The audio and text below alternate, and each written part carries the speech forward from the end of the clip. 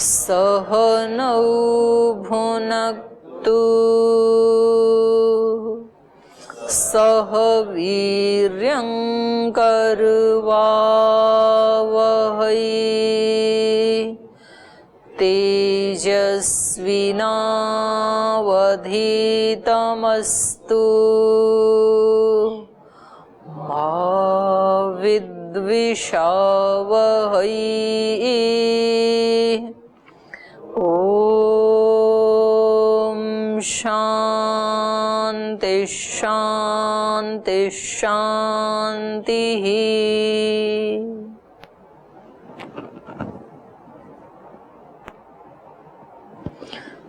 यहाँ अर्जुन पूछ रहे थे कि जो त्रिगुणातीत हैं, जिन्होंने इन त्रिगुण के ऊपर विजय प्राप्त कर ली है। यशवंत जी, तुम बहुत गड़बड़ करते हो, रोजाना गड़बड़ करते हो, ठीक कर लो। कुछ ना कुछ बातचीत करते रहते हो, हंसते रहते हो, गलत बात होती है। आप ही बताओ अब क्या प्रसंग चल रहा था। खड़े हो और बताओ। शीघ्रम उत्तिष्ठत। हाँ बोलिए, क्या प्रसंग चल रहा था।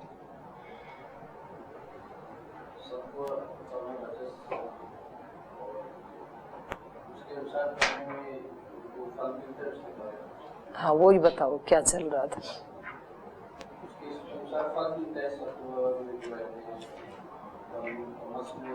बता दो ना क्या फल मिलते हैं, क्या प्रसंग चल रहा है। याद है नहीं, पढ़ाई करते नहीं, और यहाँ आके सुनते नहीं, और पड़ोसियों को सुनने देते नहीं। गलत बात है ना ये। अब आप खड़े ही सुनो आज की कक्षा में, ठीक है? ऐसे ही खड़े रहो। हाँ जी, क्या चल रहा था, कौन बताएगी? हाँ बताइए, माइक है, जल्दी।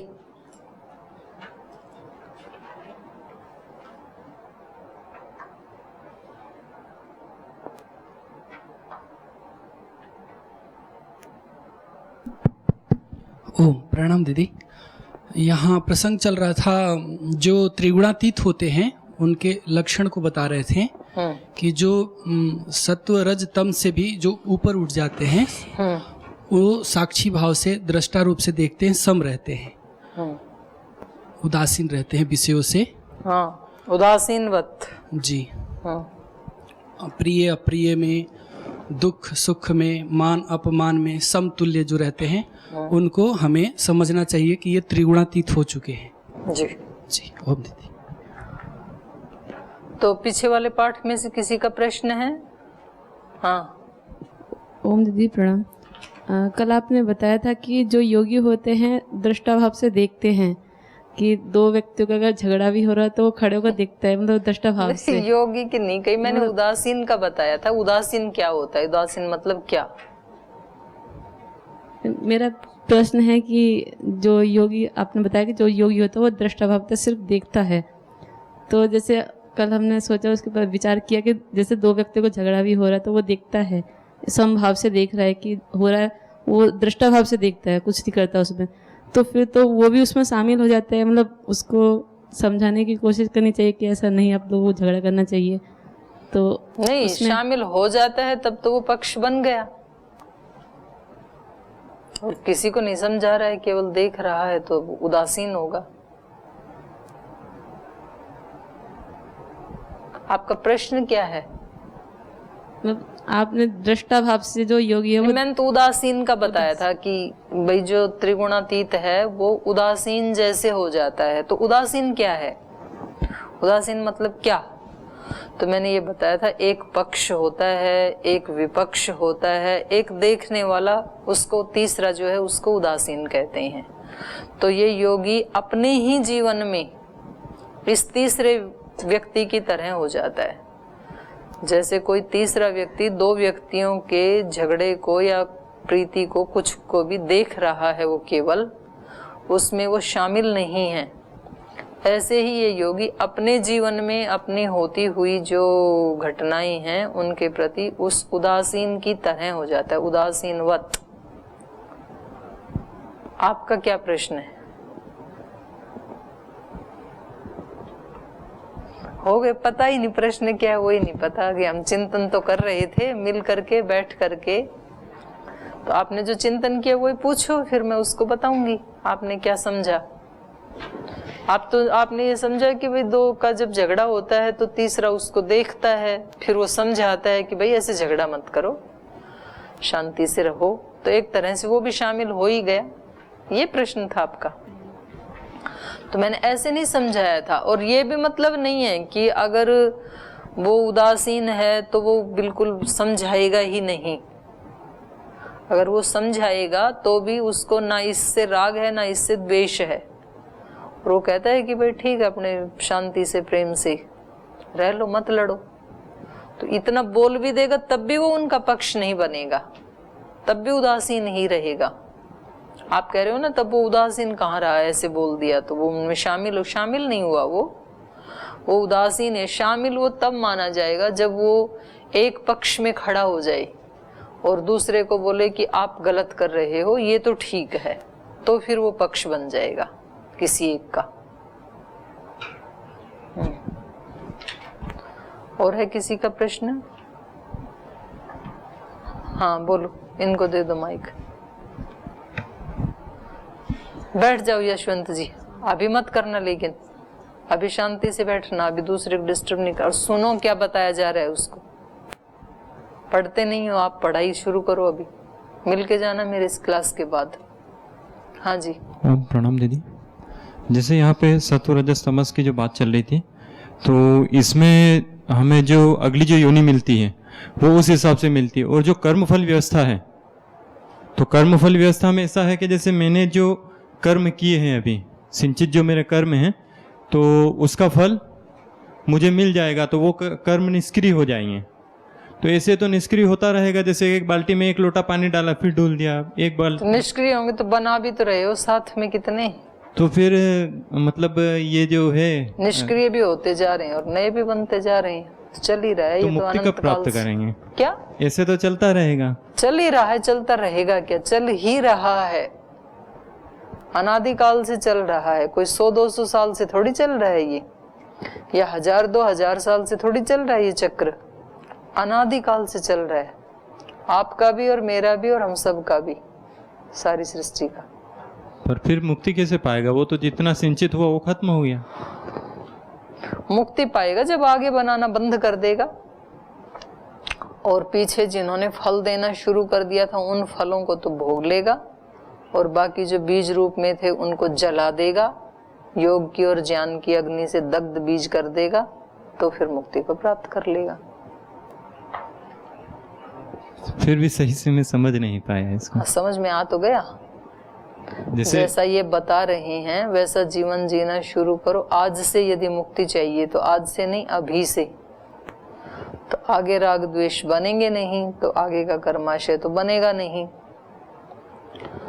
पीछे जो जन्म के साथ आपको फल देने के लिए प्रारब्ध कर्म शुरू हो गई थी, जन्म के साथ ही हमारे जो प्रारब्ध कर्म फल हैं वो शुरू हो जाते हैं, जाति आयु भोग देना, तो वो तो देंगे अपना फल। लेकिन कुछ स्टोर में अभी ऐसे भी रखे हुए हैं जन्म जन्मांतरों के संस्कार, जिन्होंने अभी फल देना शुरू नहीं किया है, वो स्टोरेज में रखे, उनको जलाना होता है ज्ञान की अग्नि से। तो फिर इस शरीर के नाश के साथ ही सब चित्त का भी नाश हो जाएगा, संस्कारों का नाश तो जीवन अवस्था में ही हो गया, दग्ध कर दिया हमने, तो आगे ना जन्म लेना पड़ेगा और ना कोई दुख होगा, यही मुक्ति है। अर्थ ये हुआ कि मान लो जैसे हम अभी से प्रयास करते हैं, है ना, अभी से हमने प्रयास किया, तो पर फिर ये भी तो रहेगा कि जो मेरे जो पिछले जो बुरे कर्म हैं, ऐसा तो हो ही नहीं सकता कि मेरे कुछ बुरे कर्म नहीं होंगे। बुरे कर्म तो ही मैंने जन्म लिया, तो जो मेरे बुरे कर्म है उसका तो मेरे को फल भुगतना ही है। हाँ, अब जिन्होंने फल देना शुरू कर दिया उनका भुगतना है, जिन्होंने फल देना शुरू नहीं किया है उसको जला सकते हैं। अच्छा, उनको खत्म कर सकते हैं ना? हाँ, उनको दग्ध बीज कर सकते हैं, और करना ही चाहिए। धन्यवाद। हो गए? तो क्या प्रयास शुरू किया? प्रयास जैसे कि पहले एक मतलब मेरी स्टार्टिंग, जैसे मैं जब से श्रीमद् भगवद गीता की कक्षा में आया हूँ, तो पहले जैसे हम जैसे अखबार पढ़ते हैं, है ना, अखबार में कम से कम 1 घंटा पढ़ता था, घर पे भी और यहाँ पे भी। यहाँ अखबार आते हैं क्या? आते हैं। यहाँ तो बंद कर देना चाहिए तुरंत। तो उसमें जैसे बाहर की कुछ, हाँ, जैसे विशेष, जैसे अभी 370 धारा हटी तो उस दिन देख लिया था मैंने, पर बाकी जैसे कुछ भी ऐसी खबर आती है तो हमारे मन में एक अच्छे बुरे विचार उठते हैं, तो वो लगभग मैंने बंद कर दिया। फिर बाद में जैसे हम बात करते हैं किसी से भी, तो अच्छे बुरे विचार जो आदान प्रदान होते हैं। तो एक तो अच्छा कर्म इन्होंने ये शुरू किया कि अखबार पढ़ना बंद किया, और क्या शुरू किया? इससे मतलब मोक्ष नहीं मिलेगा, लेकिन पर बुरे विचार तो नहीं आएंगे। मोक्ष के लिए क्या तैयारी की वो बताओ मेरे को। मोक्ष के लिए फिर मैंने जैसे कि हम अखबार तो जो बेचारे बहुत सारे ऐसे लोग हैं जिनके घर में अखबार आता ही नहीं है, तो उनको पढ़ने के लिए ना पैसे हैं ना टाइम है, अपने मजदूरी मेहनत करते हैं, उनको नहीं पता क्या हो रहा है। तो इतना मात्र करने से तो ये कोई मोक्ष का उपाय नहीं है, ये तो बिना उपाय के भी बहुत लोग कर ही रहे हैं। और क्या कर रहे हैं? और जैसे जो हम रूम में जो बातें करते थे, बताना है थोड़ा, अन्य जो बातें करते थे, तो उसमें बिल्कुल मैंने कक्षा में बोलता हूँ, बाकी लगभग ज्यादातर मौन ही रहता हूँ। तो ये प्रयास ये किए, फिर सुबह और शाम दोनों समय जहाँ तक हो सकता है ध्यान लगाने का कोशिश करता हूँ। ध्यान सुबह शाम लगाने की चीज नहीं है, ध्यान तो हर पल लगाने की चीज है। मैं यही सुनना चाह रही थी। और वो जहाँ हर पल भी, जैसे मान लो से आप स्लीप हैं, ठीक रख दो।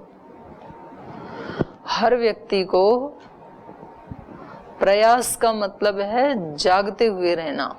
सारे कर्म वो ही करने हैं जो पहले कर रहे थे। आप सारे कर्म वो ही करते हुए अब कर रहे हैं सोए सोए। और जो व्यक्ति जिसको अभिलाषा है दुखों से छूटने की, वो करेगा जागते हुए।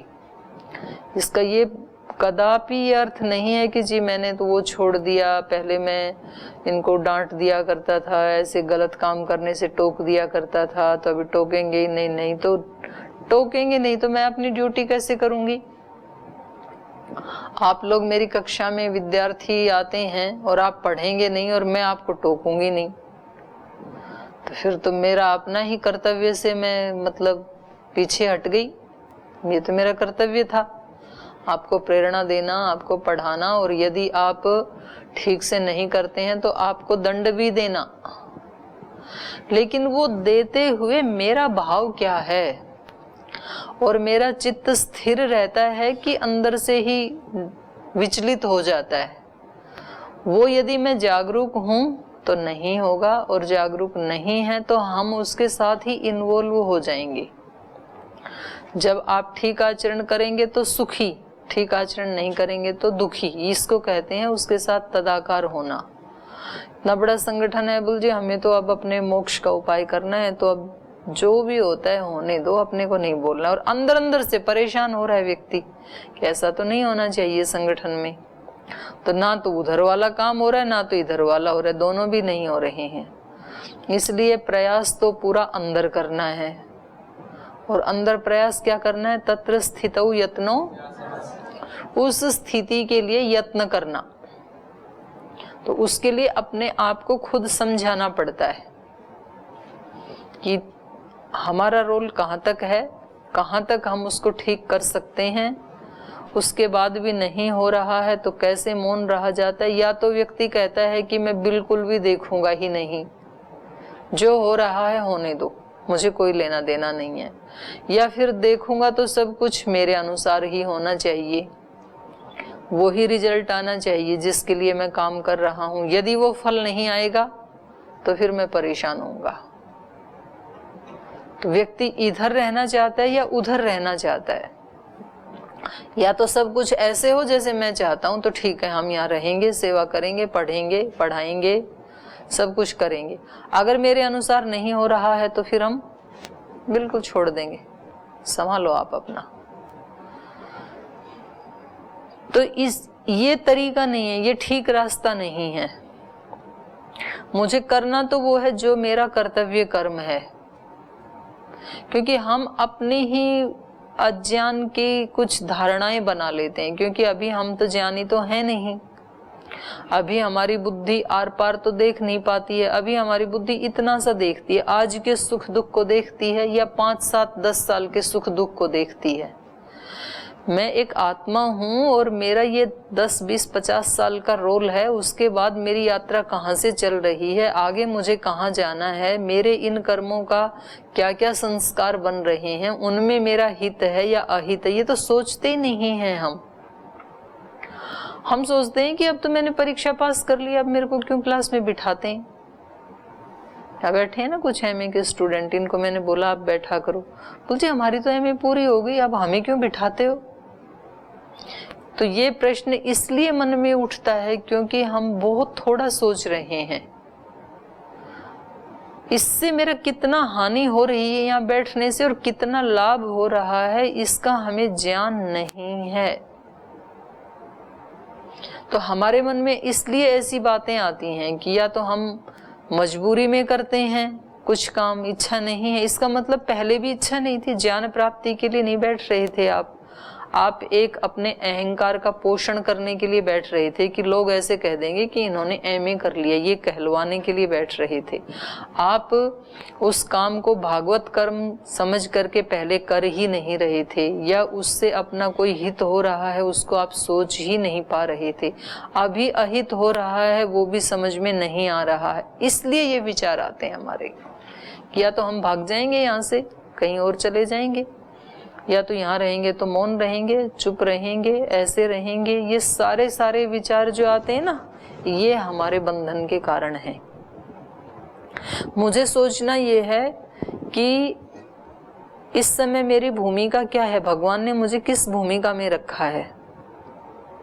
जैसे मान लीजिए आप यहाँ रहते हैं तो आपकी भूमिका क्या है, अपने जीवन को और अपने संस्थान को श्रेष्ठ बनाने की भूमिका में भगवान ने आपको रखा है। आप ऐसे कर्म करें जिससे आपका अपना जीवन उत्कृष्ट हो और आपके संस्थान का नाम रोशन हो। तो उसके लिए आप व्रतों का अभ्यास करें, विद्या का अभ्यास करें, आप आध्यात्मिकता का अभ्यास करें। ये आपके लिए भगवान ने आपके कर्तव्य कर्म बनाए हैं, ये आपका स्वधर्म है।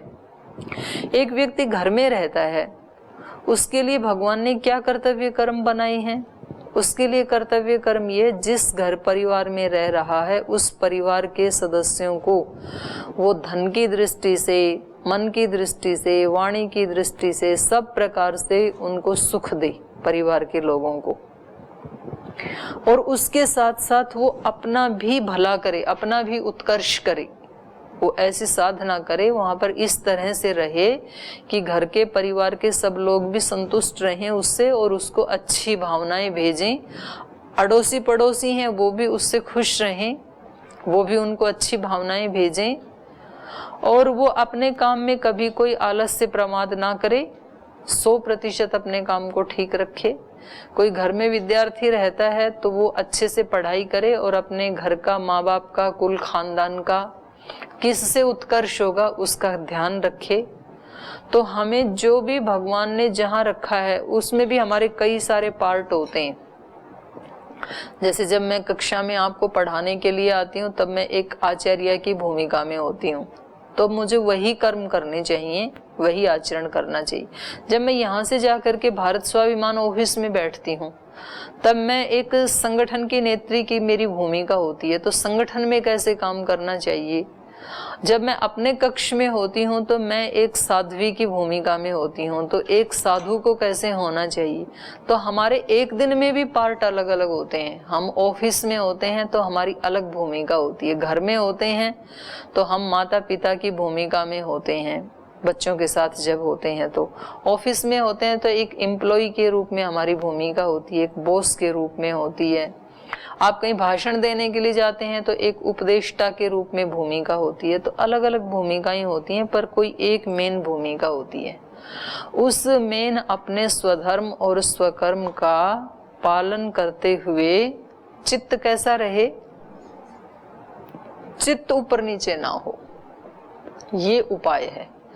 उपाय ये नहीं है कि सुबह शाम जी हम तो आधा घंटा बैठने भी लग गए, पहले नहीं बैठते थे, बैठने तो लग गए, बैठ के करते क्या हो वो महत्वपूर्ण है।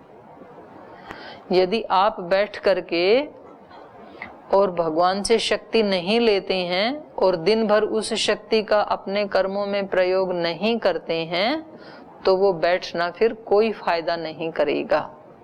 हो सकता है नुकसान कर दे, अहंकार और बढ़ जाए कि ये सब तो बैठते नहीं है, मैं आधा आधा घंटा बैठता हूँ रोजाना।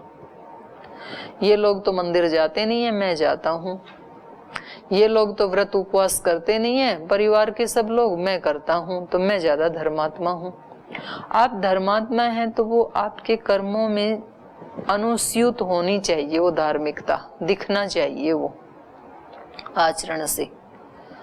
आप अपने आप को श्रेष्ठ मान रहे हैं तो वो श्रेष्ठता दिखनी चाहिए, और ये सोचना ही चाहिए हर व्यक्ति को कि मैं बहुत श्रेष्ठ हूं। लेकिन श्रेष्ठ किस दृष्टि से? क्योंकि हर व्यक्ति श्रेष्ठ दिखना चाहता है। श्रेष्ठ आप वस्त्रों से श्रेष्ठ नहीं हो सकते हैं। लोग अच्छे वस्त्र क्यों पहनना चाहते हैं? मैं श्रेष्ठ दिखूं औरों से, लेकिन वो उसकी मतलब सोच ही यही है कि मैं वस्त्रों की दृष्टि से श्रेष्ठ दिखूं। तो ठीक है, आपके वस्त्र को तो कोई श्रेष्ठ बता देगा, पर उस वस्त्र से आपको श्रेष्ठ नहीं बताएगा। कोई व्यक्ति ये तो कह देगा कि देखो कितने महंगे, कितने अच्छे कपड़े पहन रखे हैं, पर इसका खुद का आचरण देखो। हम आभूषणों से अपनी श्रेष्ठता ही ज्ञापित करने के लिए ही तो पहनते हैं कि दूसरे के पास नहीं है, मेरे पास है। तो लोग ये तो कह देंगे कि देखो इनके पास कितने आभूषण हैं, लेकिन ये पहनने वाला व्यक्ति ये श्रेष्ठ नहीं है। तो मुझे ये पहले तय करना पड़ेगा कि मुझे श्रेष्ठ तो दिखना है, लेकिन किस दृष्टि से श्रेष्ठ दिखना है? विद्या की दृष्टि से श्रेष्ठ दिखना है, या साधना की दृष्टि से मुझे श्रेष्ठ दिखना है, तप त्याग की दृष्टि से मुझे श्रेष्ठ दिखना है? कौन सी दृष्टि से मुझे श्रेष्ठ बनना है?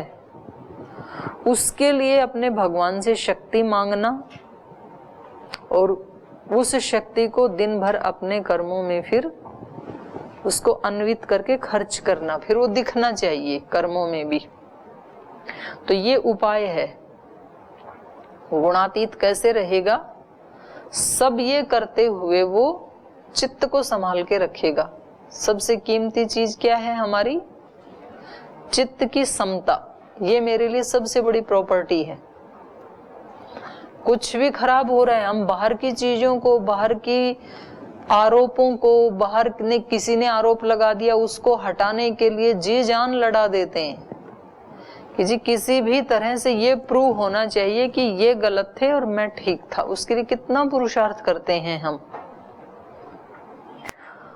उससे भी ज्यादा पुरुषार्थ हमें इसके लिए करना है कि मैं अंदर से कितना अविचलित रहा और कितना विचलित हो गया, क्योंकि वो मेरा ही काम है।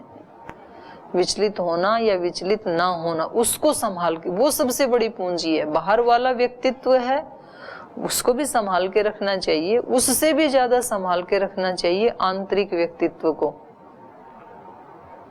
तो मैंने एक दिन पहले भी वो बताया था ना, एक उदाहरण दिया था, जैसे हरियाणा में, राजस्थान में पहले दूर से पानी लाते थे, अब तो घरों में आ गए हैं। तो वो एक दो घड़ा ऊपर नीचे, दो दो घड़े, कुछ स्थानों पे आज भी लाते हैं। सिर पे एक घड़ा, उसके ऊपर और एक घड़ा, फिर एक साइड में भी घड़ा और एक साइड में बच्चा। तो सब पैक है ऊपर से नीचे तक, और चलते भी जा रहे हैं और साथ में अपनी सहेलियों से बात भी करती जा रही हैं। तो जागरूक है ना, घड़े पे भी ध्यान है, इधर वाले घड़े पे भी ध्यान है, बच्चे पे भी ध्यान है, सहेली की बात पे भी ध्यान है। तो सब करती जा रही है, लेकिन यदि ठोकर लग गई तो अब इन सारों में से कौन सा सबसे ज्यादा कीमती है? वो घड़े को बचाएगी या बच्चे को? घड़े तीनों भी टूट जाएं भले ही, बच्चा नहीं टूटना चाहिए। लेकिन क्योंकि सबसे कीमती क्या है? बालक है माँ के लिए। तो ऐसे हमें व्यवहार सारे ठीक ही रखने हैं, लेकिन व्यवहार आचरण करते हुए कभी बाह्य दृष्टि से अगर कोई चीज खो जाती है, हमारी हानि हो रही है उससे, तो उसको सहन कर लेना चाहिए, लेकिन अपने चित्त की शांति को खंडित नहीं होने देना है, अशांत नहीं होने देना है। वो हमारे लिए सबसे कीमती है। तो कोई पौराणिकों में मैंने कथा सुनी थी कि वो जो है ना, नारद बोले मैं तो बहुत भक्ति करता हूँ, सबसे बड़ा भक्त कौन आपका, भगवान जी से पूछा। तो भगवान जी ने कहा कि वो किसान है उस गांव में। तो नारद को लगा किसान मेरे से बड़ा भक्त कैसे हो सकता है, परीक्षा करता हूँ कौन सा धूप दीप जलाता है, पतंजलि वाली धूप जलाता है कि हिमालय वाली जलाता है, कौन सी जलाता है, 1 घंटे ध्यान करता है कि 2 घंटे करता है, मैं देखता हूँ क्या करता है वो। तो उसके घर में चला गया सूक्ष्म शरीर धारण करके। उसने देखा किसान सुबह तो उठा 4:30 बजे, अपनी दिनचर्या की और एक बार प्रणाम किया उठ करके भगवान को सुबह सुबह, और बोले भगवान तेरा ही आसरा है, तेरी शरणागति में ही बस जीवन चल रहा है, ऐसे ही चलता रहे। ऐसे भगवान को प्रणाम करके ऐसे बोल के अपनी दिनचर्या की और अपने बैलों को लेकर के खेत में चला गया। पहले 5 बजे ही हल जोत दिया करते थे, तो दिन भर काम करता रहा। दोपहर में वहीं खाना खा के उसके पेड़ के नीचे थोड़ा सा विश्राम कर लिया, 1 घंटा फिर लग गया। फिर शाम को घर आया, घर आकर के स्नान किया, स्नान करके फिर एक बार फिर प्रणाम कर लिया। बोले भगवान तेरा धन्यवाद, आज का दिन तो अच्छे से पूरा हो गया, और लाओ भैया खाना लेके आओ। खाना खाया और खाना खा के सो गए। नारद ने 1 दिन देखा, 2 दिन देखा, हद हो गई। मतलब यहाँ भक्ति का कोई नामो निशान नहीं, कोई दीपक जलाया नहीं, कोई धूप बत्ती जलाई नहीं, मंदिर गया नहीं, ध्यान साधना की नहीं, आसन पे बैठा नहीं, और ये मेरे से बड़ा भक्त। वो नाराज होकर के आए भगवान जी के पास। बोले तो हद हो गई, मतलब जो कुछ भी नहीं कर रहा है वो सामान्य भक्त भी नहीं है, और मैं भक्त शिरोमणि, और आप कह रहे हैं वो आपसे भी बड़ा भक्त है। तो भगवान जी बोले एक काम करो नारद, आपके प्रश्न का उत्तर मैं दूंगा जरूर, लेकिन ये एक कटोरा लेके जाओ, ये पूरा तेल से ऊपर तक लबालब भरा हुआ है, और तीनों लोगों का एक चक्कर लगा के आ जाओ, लेकिन तेल की एक बूंद नीचे नहीं गिरनी चाहिए, ये शर्त है। और उस समय मेरे नाम का स्मरण भी करते रहना है। अनन्य भक्त है ना आप तो मेरे, आपकी भक्ति तो टूटती नहीं है कभी भी, तो फिर आप मेरा स्मरण भी करते रहना सब समय में। एक क्षण भी ऐसा नहीं हो जब मेरा स्मरण ना हो, और तेल बिखरना नहीं चाहिए, और राउंड लेके आना है एक। बोल जी इतना तो ज्यादा हो, बोल चलो पृथ्वी लोक का ही लगा के आ जाओ एक चक्कर। हाँ बोले ठीक है, तो छोटा ही है पृथ्वी ग्रह तो, उपग्रह तो वहां से चले और वापस चले गए। तो भगवान जी ने पूछा कि बताओ तीनों काम पूरे किए होंगे आपने? बोले जी 2 ही पूरे हो पाए। अब मतलब आपने शर्त ऐसी लगा दी कि इसमें से एक बूंद नहीं गिरनी चाहिए, तो मेरा तो पूरे टाइम ध्यान इस कटोरे पे था, मैं आपको भूल भाल गया, मैं आपको स्मरण नहीं कर पाया, क्योंकि आपको स्मरण करूं तो ये कटोरे में ध्यान नहीं रहेगा, फिर तो फिर ये गिर जाएगा, और यदि कटोरे को याद रखता हूं तो फिर आपका स्मृति नहीं आएगी फिर मेरे को। तो भगवान जी ने कहा कि नारद इसलिए मैंने कहा था वो किसान तेरे से ज्यादा बड़ा भक्त है, क्योंकि तेरे को तो एक ही काम दिया था मैंने, केवल कटोरे पे ही तेरा ध्यान था। उस किसान का ध्यान तो अपने घर पे भी है, बीवी पे भी है, बच्चों पे भी है, उनकी पढ़ाई पे है, उसको मकान बनाना है, कहीं उसको बहन के वहां जाकर के भात छुछक भरना है, उसको कितने सारे काम है बेचारे को, कहीं रिश्तेदारियां निभानी है, कहीं शादियां करनी है। इतना करते हुए भी वो मेरे को नहीं भूलता है, और तेरे पास तो कोई काम है ही नहीं। एक काम दिया था तेरे को तेल के कटोरे का, तो उतने में तो तू बिल्कुल ही भूल गया, नितांत रूप से ही भूल गया तू मेरे को। तो ये जो है गुणातीत जो भक्त है, ये कैसा है, ये सब समय भगवान की अनन्य शरणागति में रहता है और अपने चित्त को समता में रखता है। तो हमने 24 नंबर श्लोक में पढ़ा था, सम दुख सुख स्वस्थः। सुख दुख में कैसा रहता है, ये सम रहता है। सम कब रह पाएगा, जब चित्त सम अवस्था में हो। नहीं तो चित्त ही ऊपर नीचे हो जाता है व्यक्ति का।